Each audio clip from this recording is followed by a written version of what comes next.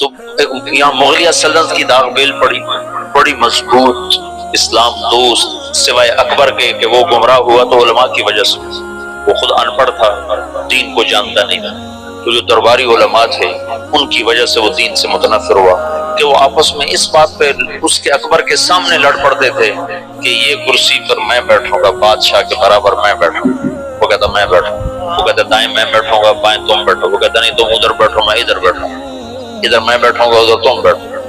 ان چیزوں سے وہ ایسا مطلب خود ان پڑھ تھا، کیونکہ ہمایوں کو جب شکست ہوئی، شیر شاہ سوری نے اسے شکست دی، شیر شاہ سوری پٹھان تھا، تو کچھ عرصہ بیچ میں پٹھانوں کی حکومت آئی اور ایسی حکومت کر گیا شیر شاہ سوری کہ انگریزوں نے بھی شیر شاہ سوری کے اصول پر اپنی حکومت کے نظام بنائے تھے، ایسی خوبصورت حکومت کر کے گیا شیر شاہ سوری، اور بالکل غریب سا تھا، ایک سپاہی سے اللہ تعالیٰ نے اس کو یہ بہار، صوبہ بہار میں یہ پیدا ہوا تھا، تو اس نے بڑے چکر سے حکومت حاصل کی، اس نے اپنا ایک جتھا بنا لیا، تو اب اس کو ضرورت تھی کوئی شہر میرے قبضے میں ہو، تو اس نے نا وہاں بہار کے ہندو راجا سے کہا کہ مہاراج میں مغلوں سے لڑنے جا رہا ہوں، میرے پاس ہے خزانہ بہت سارا، میں چاہتا ہوں آپ کے پاس امانت رکھ دوں، جب میں آؤں گا تو آپ سے لے لوں گا۔ وہ ہندو مہاراج تو جو تھا وہ تو الٹی چھلانگیں لگانے لگا، کہا جی میرے پاس 500 صندوق ہے شرفیوں کے بھرے ہوئے، وہ 5 بھی ہوتے تو پورے ہندوستان کا خرچہ کافی تھا، جب اس نے کہا 500 تو اس کی تو رال ٹپک پڑے، ان کا مہاراج میرے جیسا دیانتدار تمہیں پورے ہندوستان میں نہیں ملے گا، تم لے آؤ میں بڑی حفاظت کروں گا، جب تم آ جاؤ گے تو تمہیں دوں گا، تم مر گئے تمہاری اولاد کو دوں گا۔ ان کا بس مہاراج میں یہی چاہتا ہوں۔ اس نے اس میں سپاہی چھپا دی، ہر صندوق میں سپاہی چھپا دی، بند کروا کے ریڑیوں پہ لدوا کے اس نے قلعے کے اندر بھجوا دی۔ جب وہ اندر پہنچے تو وہ جو ریڑیاں لے جا رہے تھے انہیں جا کے کنڈے کھول دیے، وہ باہر نکلے اور انہوں نے منٹوں میں قلعہ فتح کر لیا۔ تو یوں شیر شاہ سوری ایک سپاہی سے بادشاہ بننے کی طرف اس کا قدم اٹھا، پھر اس نے 6 سال حکومت کی، پر وہ کام کیے جو لوگ 100 سال میں بھی نہیں کر سکتے۔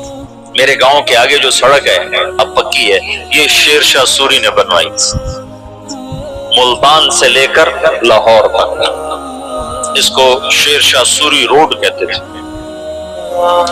پہلے زمانے میں سڑکیں دریاؤں کے ساتھ ساتھ چلتی تاکہ مسافروں کو پانی ملتا رہے، تو دریا راوی کے ساتھ ساتھ یہ سڑک چلتی، اس وقت دریا راوی زندہ تھا، آباد تھا، اب تو مرمرا گیا بیچارہ، تو وہ ہمارے ساتھ رہتا تھا دریا راوی، تو لمبا دریا راوی کے بالکل کنارے کے اوپر تھا۔ جتنے بڑے اور مشہور شہر ہیں اگر آپ دیکھو گے تاریخ میں تو بڑے دریاؤں کے کناروں پر ہوتے تھے کہ پانی کا بڑا وسیلہ دریا ہوتا تھا، ایسے کنویں اور ایسے نلکے ٹیوب ویل تو ہوتے نہیں تھے، تو دریاؤں سے پانی حاصل کیا جاتا تھا۔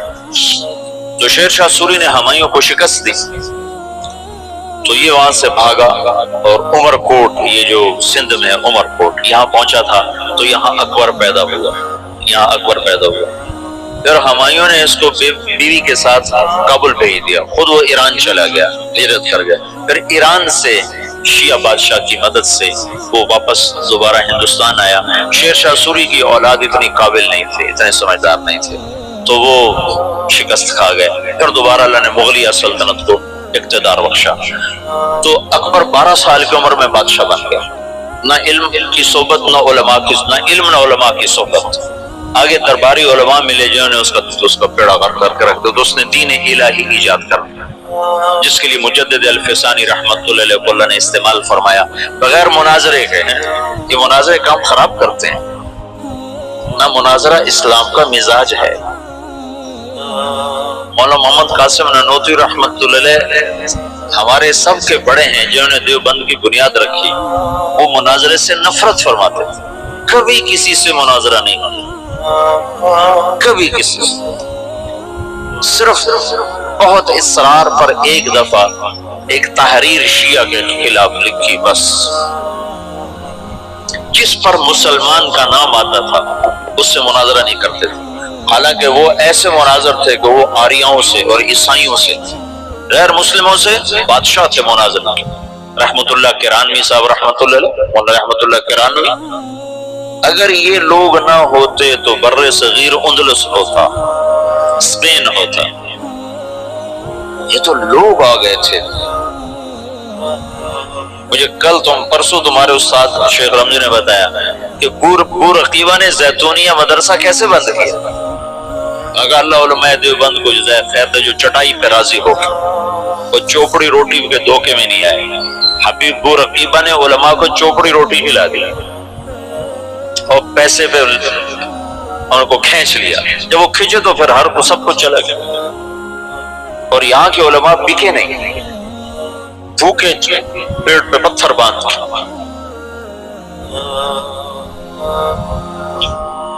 نانوتوی کو نا والی دکن حیدرآباد نے خط لکھا کہ حضرت آپ میرے پاس تشریف لائیں، میں آپ کو 500 روپے مہینہ تنخواہ دوں گا. 500 روپے مہینہ 50 لاکھ روپیہ مہینہ ہے آج کا. 50 لاکھ روپیہ مہینہ. تو حضرت نانوتوی نے خط لکھا کہ میں دیوبند میں پڑھاتا ہوں، میری 5 روپے تنخواہ ہے، 2 روپے میں مدرسے میں چندہ دے دیتا ہوں، تو 2 روپے میں میرے میاں بیوی کا بخوبی گزارا ہو جاتا ہے، اور 5واں روپیہ مجھے سارے مہینے پریشان کرتا ہے کہ اس کا کیا کروں. تو 500 کو لے کے کیا کروں گا؟ 500 کو لے کے کیا کروں گا؟ تو یہاں علماء کی کھیپ ایسی آئی جو بکے نہیں.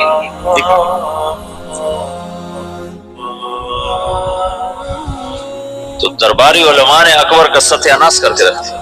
دین الہی اس نے ایجاد کیا، علماء سے تنگ آ کر، ان درباری علماء سے تنگ آ کر.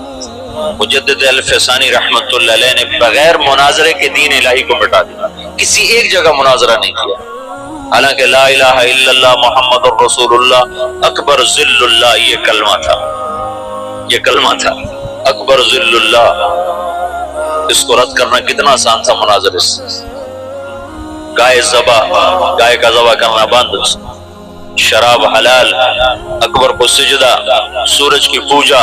صبح بالکونی کھول کے اکبر سورج کے سامنے کتنے دیر تک مالا جپتا تھا. داڑھی منڈانا ضروری، داڑھی رکھنا حرام.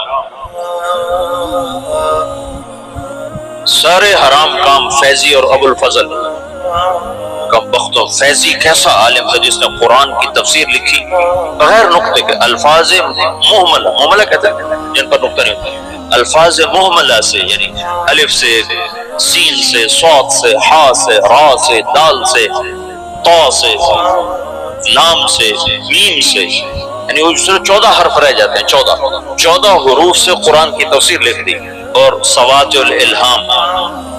اور اکبر کو گمراہ کرنے والا وہ ہے دین الہی. ایک دفعہ کسی نے پوچھا کیا کر رہے ہو فیضی سے؟ کہا الہات کے مزے لے رہا ہوں. الہات کے مزے لے رہا.